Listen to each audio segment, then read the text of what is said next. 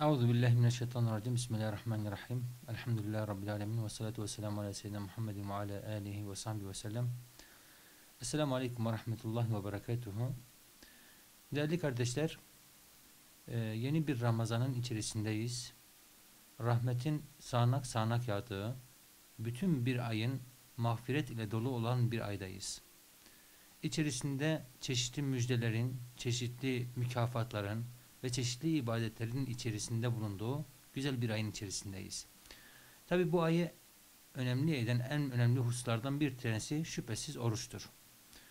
Tabi oruçta da küçük çocuklarımız için oruç tutmaya daha gücü yetmeyen veya alıştırılması gerekli olan küçük yavrularımız var.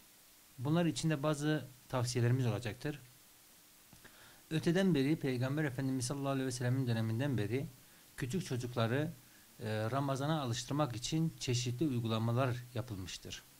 Sahabe hanımlarımız birçoğu rivayet ederler ki küçük çocukları Ramazan'a oruç tutmaya teşvik etmek amacıyla onları evvela tam gün değil de yarım gün şeklinde oruca alıştırırlardı.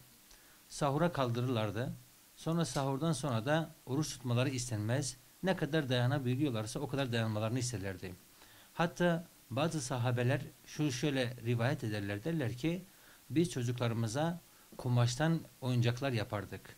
Onlar oruca dayanmadıkları vakit oyuncaklarını ellerine verirdik. Oyuncaklarıyla oynasınlar diye, böylece açlıklarını unutsunlar diye. Biz bunları göz önüne aldığımız zaman küçük çocukları şu şekilde araştırabiliriz. Birincisi, tekne orucu dediğimiz bir oruç türü vardır.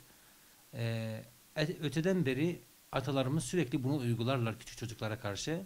Çocukları sahura kaldırırlar, iyice doymalarını isterler. Sonra gün ortasında öğlen namazına kadar oruç tutmalarını isterler. Bu birinci günün orucudur. Öğle ezanıyla beraber oruçlarını açtırırlar. Diğer gün yine öğleleğine kadar bu şekilde 2 günü bağlarlar, bir gün oruç oldu derler. Bu küçük çocukları alıştırmak amacıyla yarım gün oruç alıştırmasıdır. Sonra daha küçük olan, daha gücü yetmeyenler için ise sahura yine kaldırılır. Sahurda yemesi istenir ama gün ortasında ise oruç tutması istenmez. Ne zaman acıkırsa biraz daha sabret, biraz daha sabret diye her gün biraz daha zamanı artırmaya çalışılır. Bu da ikinci yöntemdir. Bir diğeri ise biraz önce söylemiş olduğumuz gibi Peygamber Efendimizin dönemindeki sahabelerin de uygulamış olduğu gibi çocukları oyuna alıştırmak.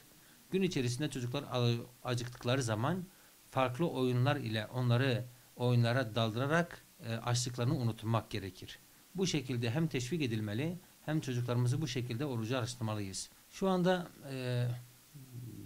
İslam coğrafyasının kanayan bir yarası var. Gazze. Orada küçük çocuklarımız günler boyunca, belki haftalar boyunca bir parça ekmek dahi göremediler. Onların bütün zaman birimleri bir oruç gibi geçti. Oradaki çocuklara baktığımız zaman onlar bütün hayatlarını neredeyse oruç gibi geçiriyorlar.